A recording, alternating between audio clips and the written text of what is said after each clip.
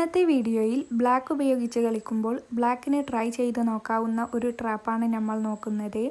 അതുകൊണ്ട് തന്നെ ബോർഡ് ഒന്ന് തിരിച്ചു വെക്കാം. ആദ്യം വൈറ്റ് E4 മൂവ് ചെയ്ത് കളി ആരംഭിക്കുന്നു. ബ്ലാക്ക് E5 മൂവ് ചെയ്യുന്നു. വൈറ്റ് അടുത്തതായി നൈറ്റിനെ ഡെവലപ്പ് ചെയ്യുന്നു. ബ്ലാക്കും നൈറ്റിനെ C6ലേക്ക് ഡെവലപ്പ് ചെയ്യുന്നു. വൈറ്റ് അടുത്തതായി ബിഷപ്പിനെ C4ലേക്ക് ഡെവലപ്പ് ചെയ്യുന്നു. ഈ സമയം ബ്ലാക്ക് അതിൻ്റെ ട്രാപ്പ് ആരംഭിക്കാൻ വേണ്ടി നോക്കുകയാണ്. അതിനായി നൈറ്റിനെ D4ലേക്ക് മൂവ് ചെയ്യുന്നു. ഇപ്പോൾ ബ്ലാക്ക് നൈറ്റിനെ D4ലേക്ക് മൂവ് ചെയ്തതോടെ ബ്ലാക്കിൻ്റെ E5ലുള്ള പൗണിന് ഒരു സപ്പോർട്ടും ഇല്ലാതിരിക്കുകയാണ്. അതുകൊണ്ട് തന്നെ വൈറ്റ് അതിനെ ക്യാപ്ചർ ചെയ്യുന്നു.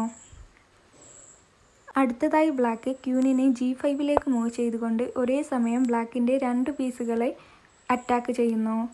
ഇപ്പോൾ വൈറ്റ് ഇവിടെ നോക്കുമ്പോൾ ബ്ലാക്കിൻ്റെ F7 പൗണിനെതിരെ 2 അറ്റാക്കാണ് വൈറ്റ് കൊടുത്തിട്ടുള്ളത്. അതുകൊണ്ട് തന്നെ ഒരു കൗണ്ടർ അറ്റാക്ക് ചെയ്യുക എന്നുള്ള ഉദ്ദേശത്തോടെ വൈറ്റ് F7 പൗണിനെ നൈറ്റ് ഉപയോഗിച്ച് വെട്ടിയെടുക്കും.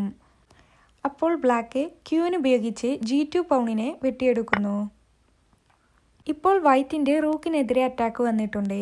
റൂക്കിനെ അറ്റാക്കിൽ നിന്നും മാറ്റുന്നതിനായി വൈറ്റ് റൂക്കിനെ F1ലേക്ക് മൂവ് ചെയ്യിക്കും. അപ്പോൾ ബ്ലാക്ക് ക്യൂൻ ഉപയോഗിച്ച് E4 പൗണിനെ വെട്ടി ചെക്ക് കൊടുക്കുക. ഈ ചെക്ക് ക്യൂൻ ഉപയോഗിച്ചാണ് ബ്ലോക്ക് ചെയ്യുന്നത് എങ്കിൽ ബ്ലാക്കിന് നൈറ്റ് ഉപയോഗിച്ച് വൈറ്റിൻ്റെ ക്യൂനിനെ വെട്ടിയെടുക്കാം.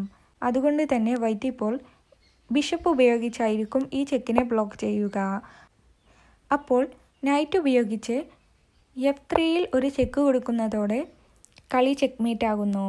ഇപ്പോൾ വൈറ്റിന് ബിഷപ്പ് ഉപയോഗിച്ച് നൈറ്റിനെ വെട്ടാൻ സാധിക്കില്ല. കാരണം വൈറ്റ് ഇപ്പോൾ ബ്ലാക്ക് ക്യൂനിൻ്റെ പിന്നിങ്ങിലാണ്.